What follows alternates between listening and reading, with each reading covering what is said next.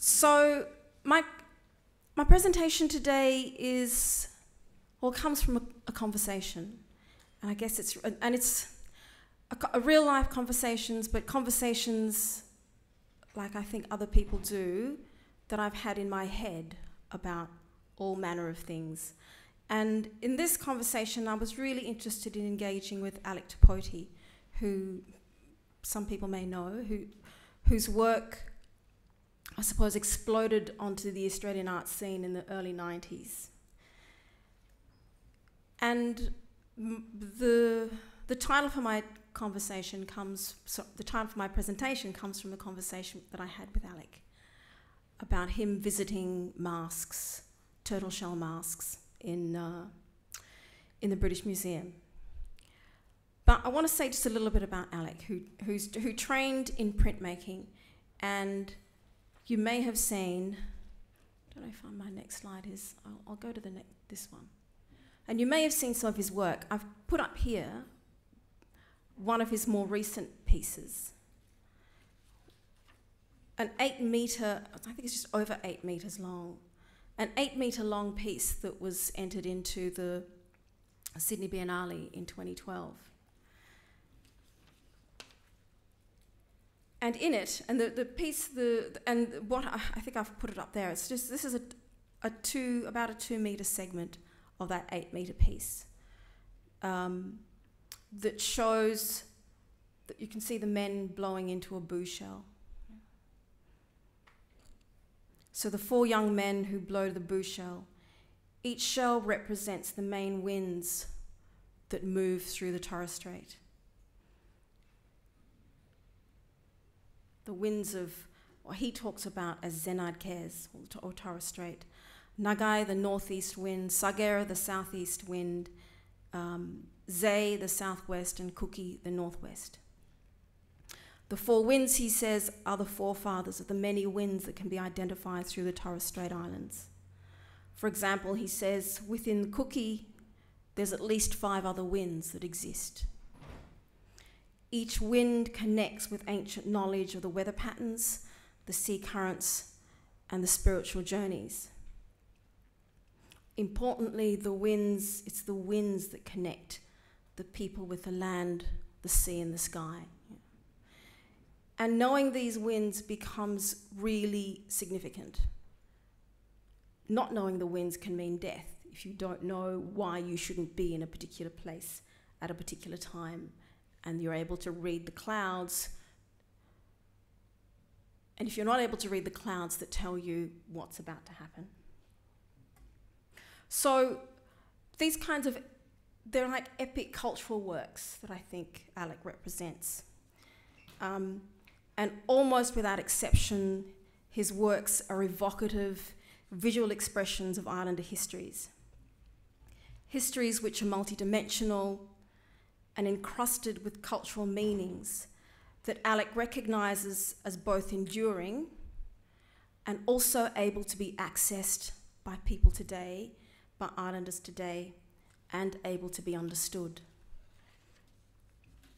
I'll go back, so for people who don't know the area I'm talking about. So this just shows a map of the Torres Strait between the top of Cape York Peninsula, the tip of Queensland, and Papua New Guinea.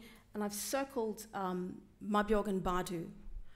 Badu Island is where Alick was born, and he has connections to Badu, but also to Mabiog.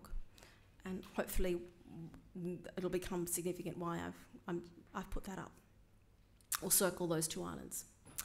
So as I've said, Alick's work are epic, his printmaking work, and tell many stories.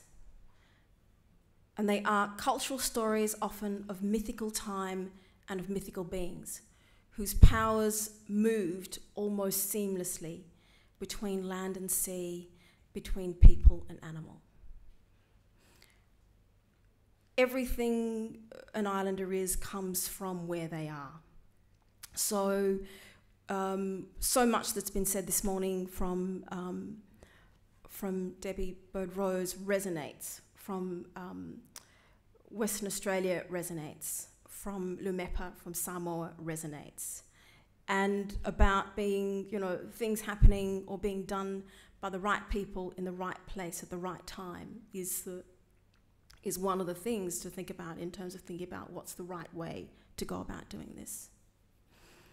So for Alick, the significance of his work is rooted in the past, and he strives to bring into the present his interpretation of the past through his observance of cultural protocols.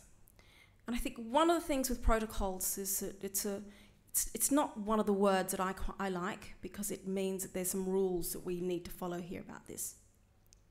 But certainly for the Torres Strait, protocols, if you look deeply at the protocols that exist around anything, then they hold some important knowledge about the right and wrong way of doing things, particularly the right way of doing things. So it's important, I think, to think about, you know, if there are these protocols in place, what do they say about the knowledge that is tied to this thing that we want to do? So for Alick talks a lot about protocols, and in our conversations, this is my interpreting our conversations, this is what he's talking about in terms of protocols. He's talking about knowledge. It's about the right cultural knowledge. But in his work, he will use, and talks about the importance of using Kalalagaya, so the Western Island language, to talk about his work and the titles that he gives to his works. That last piece, that first piece I showed you, is the title of that is Guralal, and it means dances. But for him, it is through language and using the language that things can be brought back into the now. The old things can be renewed and reinvigorated. So I want to move to this conversation I had with Alick. When I visited Alick at his home in Cairns, just in January this year, he walked me through his yard. We walked through the carport, which he had turned into a workspace with different workstations. A large table on the left held stacks of completed and half-started lino cuts, some as small as A4, but others much larger.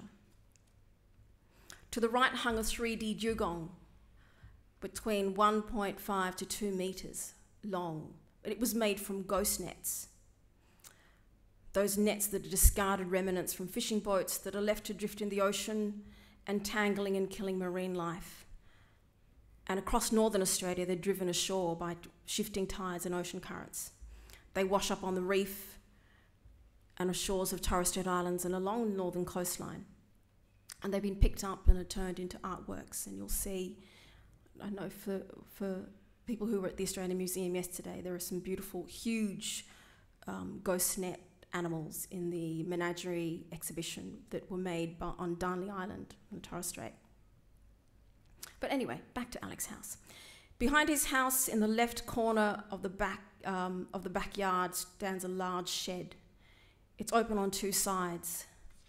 It's where Alick works on larger projects, and things that his wife doesn't want to have in the house, like fiberglass. So among the half-started works, I glimpsed a 3-dimensional fiberglass mask. I recognized it instantly because it resembled my favorite. I haven't shown you some of Alick's work here, but I want to show you this mask.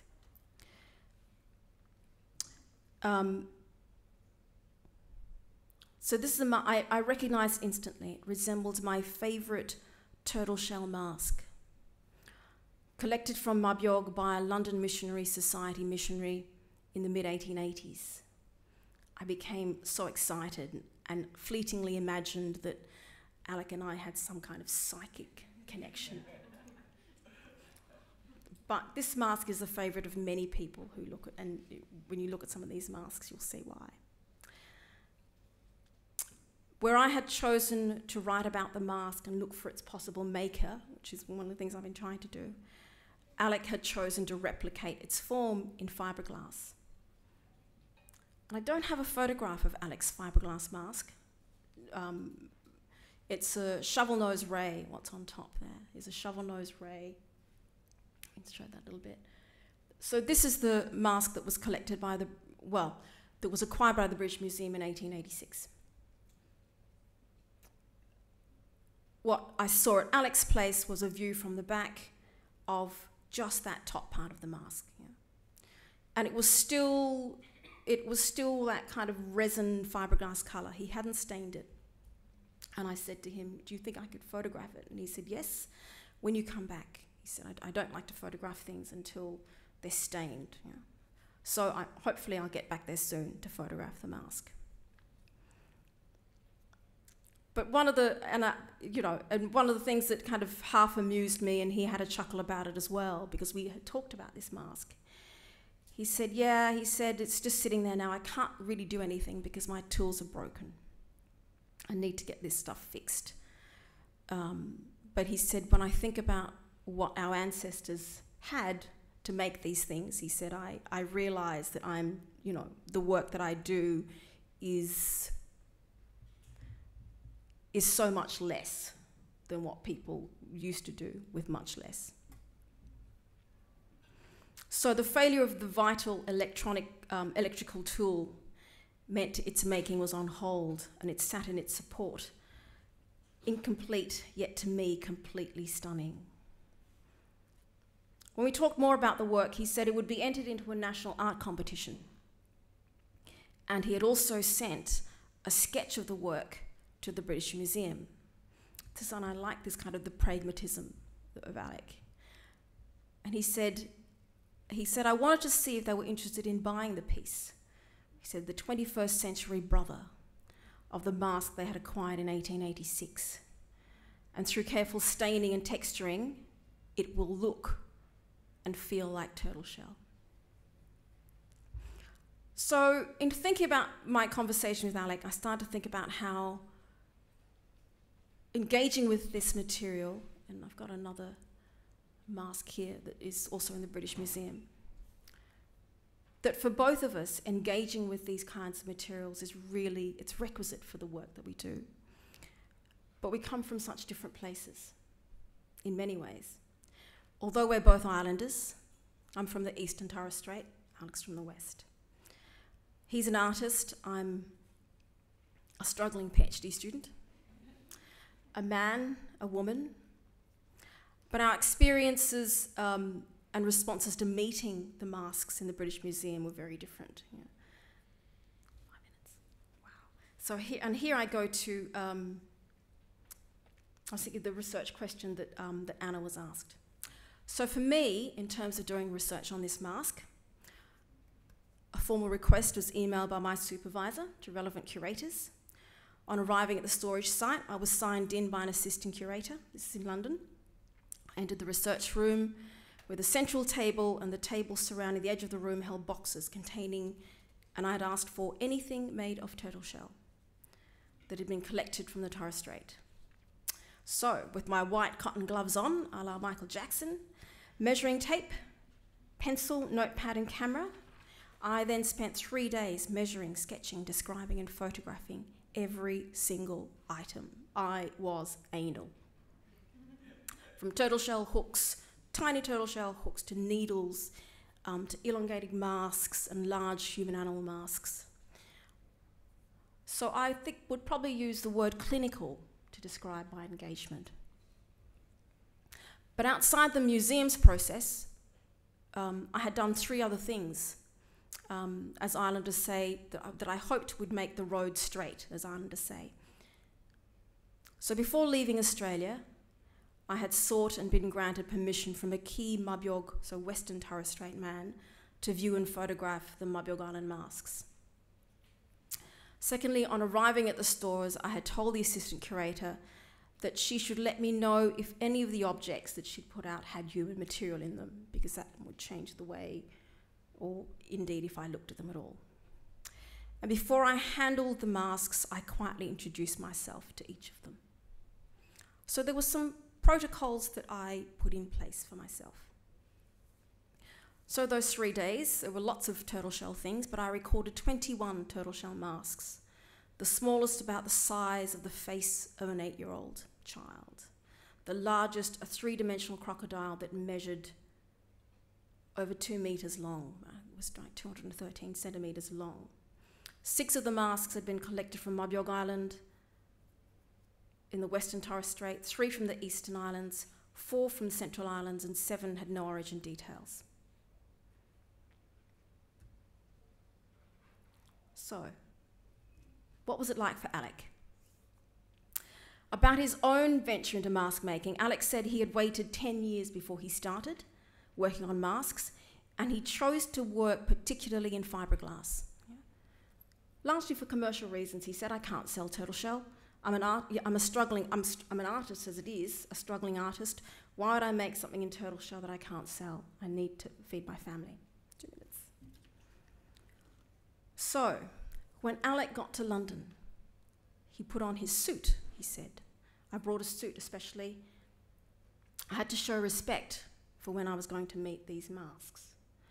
And in many ways, Alick could have said, for when I was going to meet these men, because that's certainly the attitude that he had. When he arrived, he said, I wasn't told they were all in the same room. The door to the research room was open, and I could see some of them. When I walked in, he said, my body felt strange. There were so many from Eastern, Central, Western Torres Strait. They were all together in one room. One explanation for his reaction might be that Alick's totemic affiliations are to the Western Torres Strait, primarily Badu and Mabiog, which means he ought to have been taken through the right protocol to meet the Eastern Island and Central Island masks, and this should be done by an appropriate person. His totemic affiliations also mean he may have particular responsibilities and should observe particular protocols. Some of the Waiben Island masks include representations of Alick's primary totem, the crocodile, and Alick was deeply aware he should introduce himself to the crocodile masks in the right way. The large and fragile 3-dimensional turtle shell mask of over 2 meters long had remained in its box on the storage shelf. To introduce himself to this mask, Alick said, I asked the curator to tell me which bay the crocodile was stored, and I asked her to wait behind me. She must have thought I was strange, she said, because I lay down on the floor and I crawled to meet the crocodile as if I were a crocodile too. Jackie, I like to think that you would have been behind Alick and crawling too like a crocodile. He said, the crocodile is my totem. This is the only way I should meet this crocodile. So, since I've met with Alick in January, and I'll be up in Cairns again in the next few months, I've thought about how very different our experiences of the very same objects were. And for me, think that perhaps maybe they reveal different things about who we are, different things about our upbringing and how we engage with this material. I was born and raised on the Queensland mainland and didn't get into the Torres Strait until I was in my 20s. Alick was born on Baiben Island and travels there frequently. He returns regularly, he participates in dugong and turtle management meetings, in native title holder discussions. He works with artists at the Badu Art Centre. He visits his family, he discusses ideas, he writes songs and new choreography. Alick has found a way of being both in place and also being able to hold on to being in place when he's not in place. My visits are largely research related. Intermingle with family time, and if I'm lucky, my research visits might coincide with family or other cultural activities. So our different experiences have given me much to think about and many more questions to ask Alick when I next see him. In concluding, like in a paper I wrote recently, I wrote that while these kinds of Torres Strait turtle shell masks might sit in dark and silent spaces in museum collections around the world, for many islanders there is an unshakable belief that the masks hold onto their power. And the power is sustained by the human-animal relationships that were forged in mythic time and continue to be respected in the present, in the totemic affiliations islanders have with much of the marine life of the Torres Strait and bird life.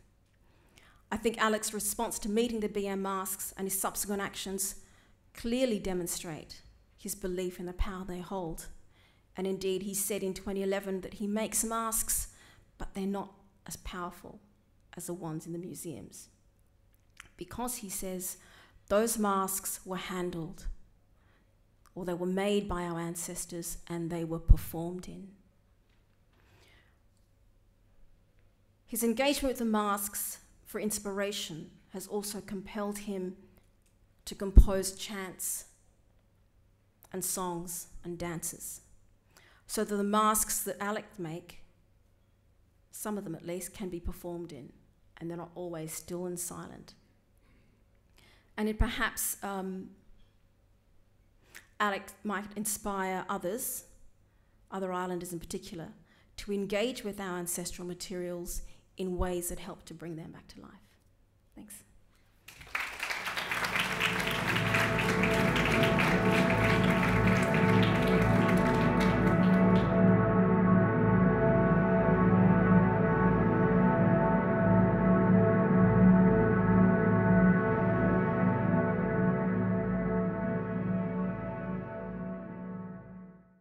An 8-metre long piece that was entered into the Sydney Biennale in 2012. And in it, and the piece, and what I think I've put it up there, it's just, this is about a 2-metre segment of that 8-metre piece that shows that you can see the men blowing into a boo shell. So the 4 young men who blow the boo shell, each shell represents the main winds that move through the Torres Strait. The winds of what he talks about as Cairns, or Torres Strait. Nagai, the northeast wind, Sagera, the southeast wind, Zegey, the southwest, and Kuki, the northwest.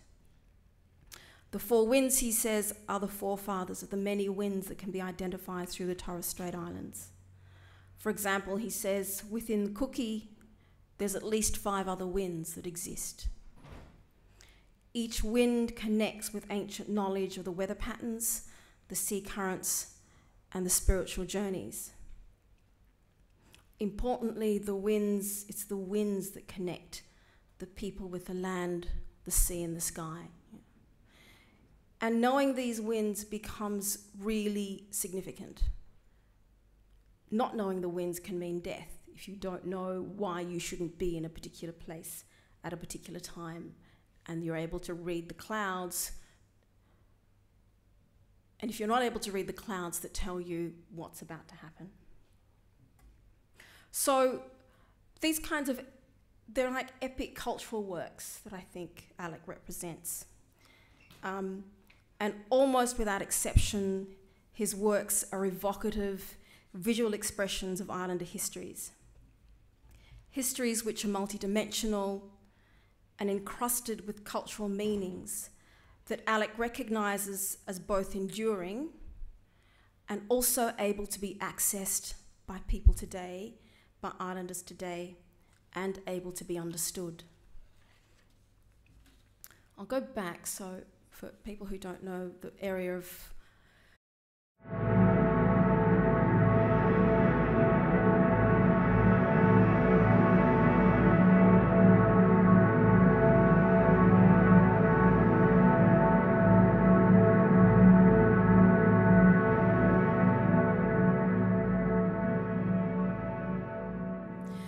So my presentation today comes from a conversation, and I guess it's a real life conversations, but conversations like I think other people do that I've had in my head about all manner of things.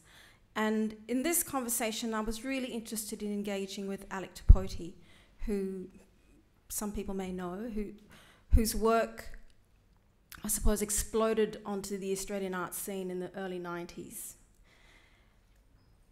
And the title for my conversation the title for my presentation comes from the conversation that I had with Alick about him visiting masks, turtle shell masks in the British Museum. But I want to say just a little bit about Alick, who trained in printmaking, and you may have seen, I don't know if my next slide is, I'll go to this one. And you may have seen some of his work. I've put up here one of his more recent pieces. An 8 metre, I think it's just over 8 metres long,